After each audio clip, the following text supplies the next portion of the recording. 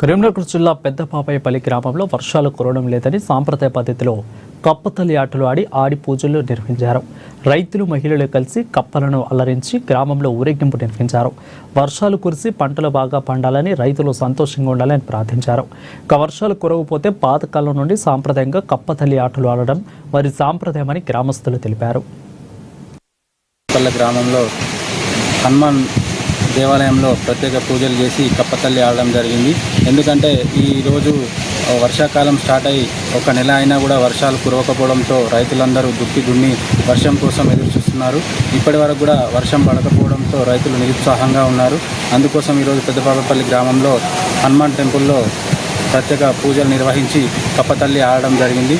ఇకనైనా ఆ వానదేవుడు కనికరించి వర్షం పడి రైతులకు ఒక ఉత్సాహాన్ని కోల్పేలాగా చూడాలని వానదేవుణ్ణి కోరుకుంటున్నాం. పెద్దపాపయ్యపల్లి గ్రామ ప్రజలు హుజరాబాద్ మండల్ జిల్లా కరీంనగర్ నెల వర్షాలు పోయినందున మేము ఈరోజు కప్పతల్లి ఆడవలసి వచ్చింది. 2 కార్తీలు రోహిణి మురకశిల కార్తీక్ పోయినందున మేము ఇవాళ హనుమాన్ టెంపుల్లో పూజలు జరిపి